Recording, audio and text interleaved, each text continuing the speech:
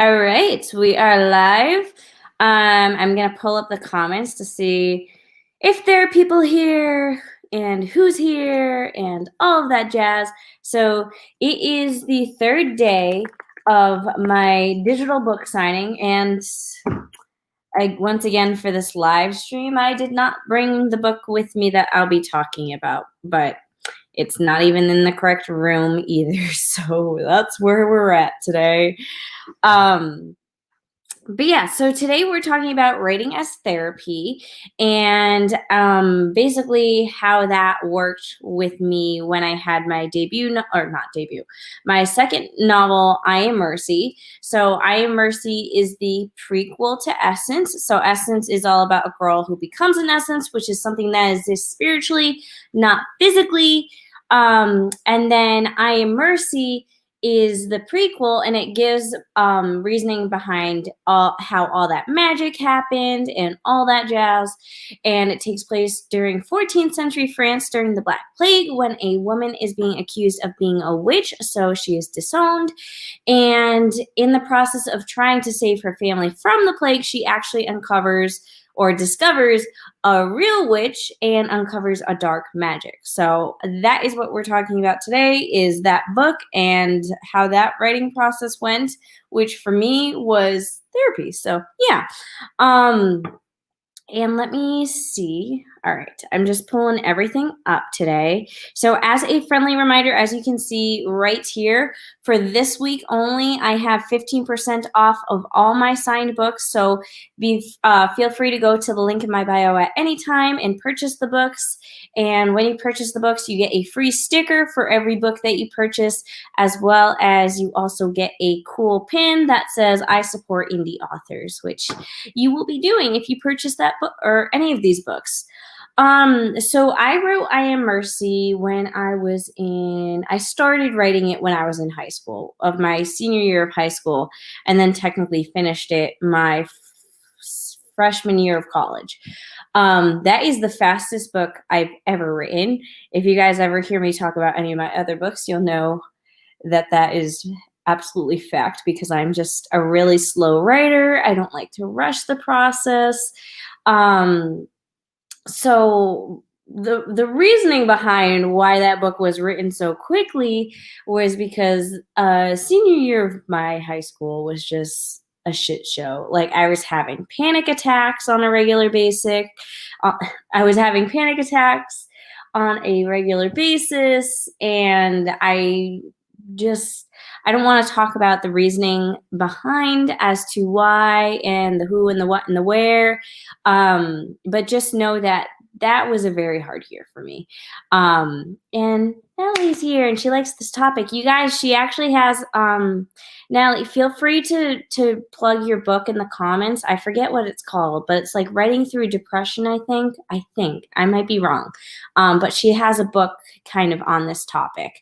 And I guess I should also preface that I am absolutely not a therapist. So anything I say here today is not like the cold hard truth. This is just what works for me. And if you are someone who needs help, go ahead and seek a therapist. I currently, right now, I'm actually seeing a therapist weekly. But that's regardless of the fact. But so it's extremely helpful just to talk through the stuff and that sort of thing. So yeah, so basically it was very difficult for me my senior year of high school. And only the two ways that would kind of make me feel better was reading. Like, I would read an entire book in a day. And when I say an entire book, I mean like a 600-page book. There we go. Right Through Depression. Yay, I got it right. So reading helped me, and then writing helped me. And basically it was anything that would make me give a laser focus to one thing. And that was almost always completely unrelated to what I was going through. And for I Am Mercy, I wrote the first draft in either 3 or 4 months. And that book is about 150,000 words. So it's a hefty book. So I just poured my heart and soul into that book. And one thing I did was I kind of took like what was hurting me and put that into that book, but maybe not in a way that you guys would expect. Like I would like to think that if you read the book that you won't know how I was feeling. Maybe you will. Maybe you will. Who knows? But I feel like if someone who knew me in my personal life during that time, they'd read the book and be like, "Oh, yeah, like I get it." But I would like to hope that a stranger wouldn't be able to put two and two together. But again, who knows?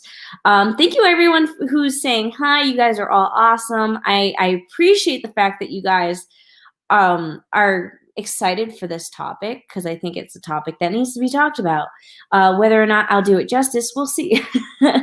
um, and yeah, so writing I Am Mercy, it was nice because it was easy. It's easier to deal with problems in a fictional world than it is to deal with problems in your own world. Because in a fictional world, you have control, and that's the one thing you lack in the real world. And that's personally like what I struggle with a lot.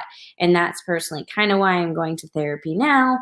Besides the fact that I have like a diagnosed anxiety disorder, it's just the fact that when it comes to loss of control, I just freak out. So as you can imagine, with 2020, with events being canceled, everything being canceled, not being able to see people, losing my job without having the choice of leaving my job. So all those different things basically made my brain go. So that's where writing comes in. And I guess I also want to talk about this today because I feel like I personally haven't been able to write the way I want to. Um, I've been avoiding it a lot. There's been some serious stuff that has happened in my personal world that I didn't like. I wanted to talk about it, but I feel like I can't talk about it. And by the way, I don't plan on talking about it today. I mentioned it like once in passing, and I really just for my own privacy don't want to bring it up again. But either way, what I'm saying is something happened where I just felt scared to write again, if that makes any sense, or I guess scared to write a particular topic. So that's what we're gonna do today, because today isn't just me talking at you guys, we're gonna be writing as well. um so we're gonna have two different writing sprints. This isn't gonna be a super long live stream. I don't expect it to go over an hour. But what we are gonna do is we're gonna do two different exercises. One is gonna, kind of force us to deal with some stuff, and then the other exercise is just to wrap things up nicely and make us feel good, I guess. So I would like to once again reiterate, I'm not a therapist, so this might not work for you. This might trigger you. I don't know. If there are things that you find trigger you, like don't do this exercise, you can feel free when we do the sprints, you can feel free to go ahead and do whatever the heck you want. You don't have to actually do the exercise if you're not comfortable with doing the exercise. But the exercise is that I would like you to think of something that either makes you upset or really triggers your anxiety or anything like that. So for me, there's a certain scenario that's been in my head. And what we're going to do is that for 8 minutes, and literally only 8 minutes, we're going to write out our worst case scenario.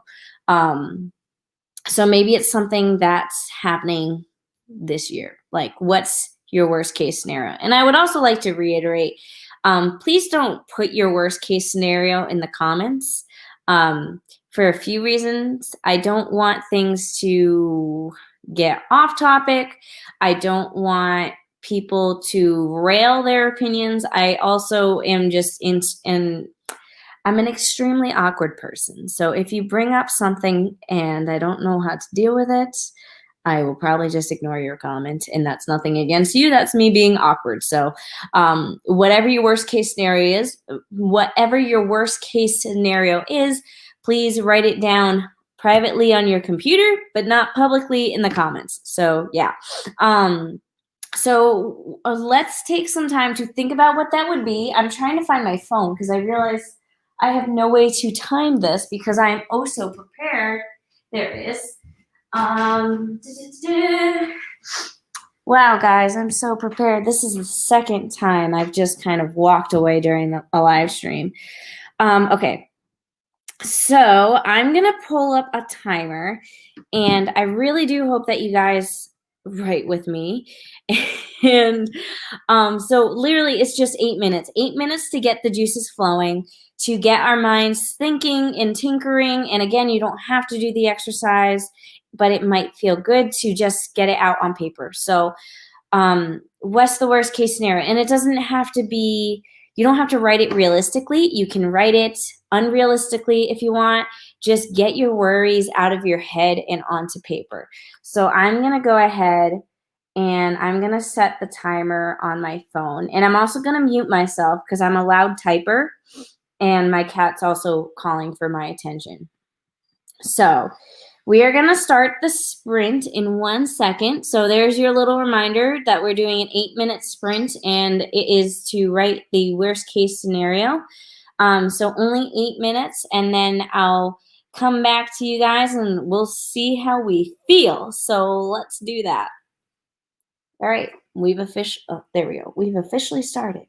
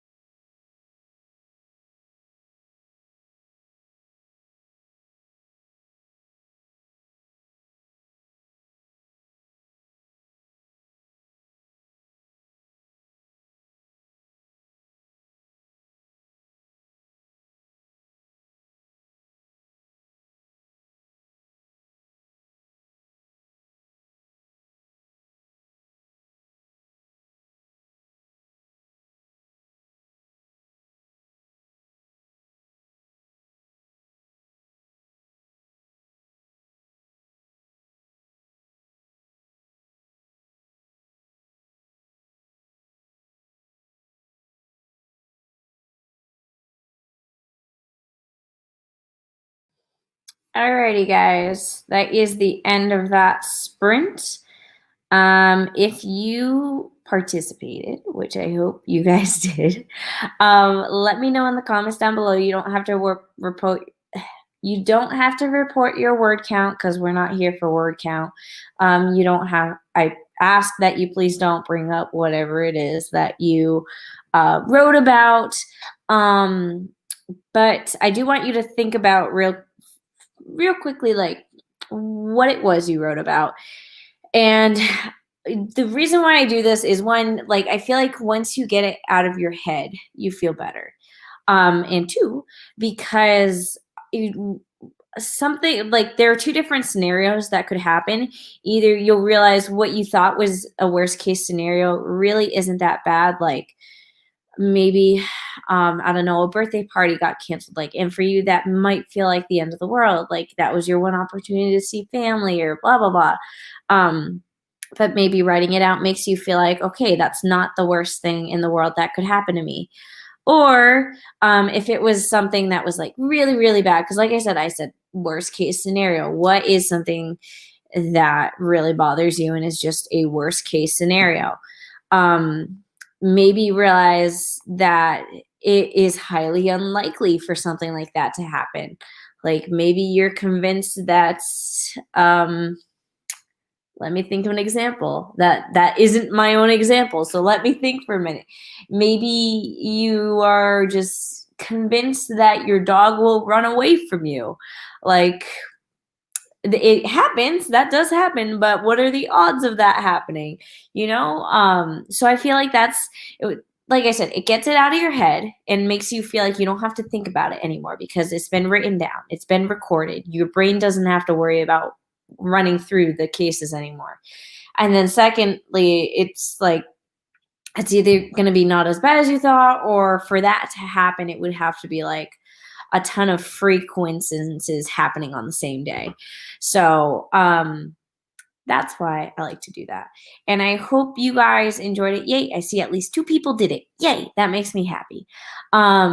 So the next thing we're going to do is that we are going to write about something that makes us happy. And this is going to be our last writing sprint. And then I've got some questions that I will be answering. And if you guys have questions, just stay tuned until after we're done writing, and then we will go ahead and answer those questions. So we're going to just do another 8-minute sprint. And this time we're writing about just something that makes us happy, because maybe you wrote about something really heavy. And I personally don't like leaving on heavy notes. So like, I believe that you need to deal with the emotions, but you shouldn't dwell on them. And again, that's just me. Maybe that doesn't work for you. Maybe a licensed therapist has a different opinion. Yes, Moon, did you want to say something? Come on up. Or not. All right.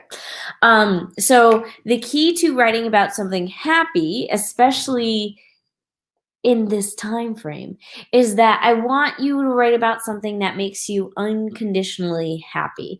Like basically something that 2020 cannot ruin. Because my issue is that for 2020, I kept trying to find something that would something to look forward to. And the issue with that is that right now nothing is guaranteed. So, we had to cancel our honeymoon. So then we rescheduled it. So then I looked forward to going this month. And obviously that's not going to happen anymore. So then I basically just wasted all this time having my excitement for this one thing that can be taken away from me.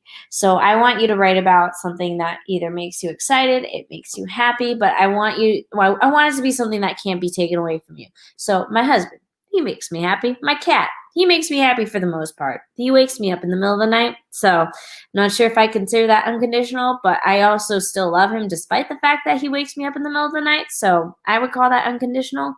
But I would like to ask that everyone watching goes ahead and writes about something that makes you happy. Because I want to end the writing exercises on a happy note. And Moon heard his name, so he wanted to join. But again, like I said, so if you stick around for after this 8-minute sprint, I will be answering some questions.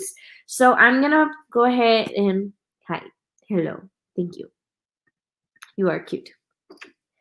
So 8-minute sprint, write about what makes you happy. So we're going to do that for 8 minutes. And then when we come back, we can answer some questions. So there we go. We have started.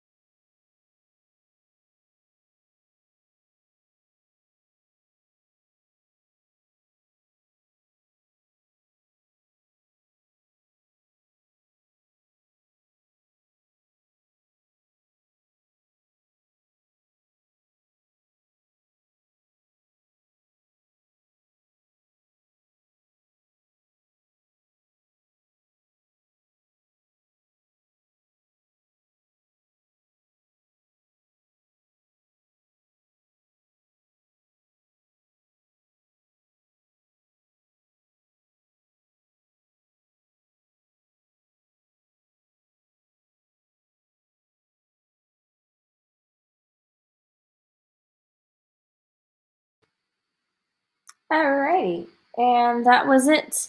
So let me know in the comments if you ended up doing the little assignment. So hopefully that was fun. Hopefully. If it wasn't, then I apologize. But that's basically all I had planned for that topic. I believe there's other things that need to be discussed as well. But my husband just walked in and kind of slightly scared me. Phil, would you like to say hello? Yeah. I swear to God, the lights flashed when you did that. It's my almighty power. Yeah. So if you guys have any questions, drop them in the comments down below. Phil's currently trying to corral the cat, and it's not going well. Oh. I would show you him trying to corral the cat, but it's a little messy here, so we're not going to do that. But let's see, the questions that I had prepared is, so one of the things was what inspired I Am Mercy? So I Am Mercy kind of fell into line nicely with Essence, because in Essence, in the first chapter of Essence, there's a line from, or a couple lines from the nursery rhyme Ring Around the Rosie, and that originates from, for a minute I was like, oh my God, am I still on mute? But I'm not. So that originates from the Black Plague. And I forget the exact meaning behind it, but you should probably Google it either way. But I had used that nursery rhyme in Essence. And when I was trying to figure out how to make the magic work and to give the origin story for the magic, I wanted to use the Black Plague because I just thought it was so interesting. And, you know, it was a time of like witchcraft, and how fun would that be? So I ended up doing that, and it just kind of like ended up meshing together, that they worked that well together. So that's kind of what inspired I Am Mercy, is that I just basically wanted to give that background story, and then also just play around with the idea of writing something that took place in 14th century France during the Black Plague, with like the plague doctors with their cool like bird masks, and do some witchcraft stuff. I just thought that would be fun. And then another question.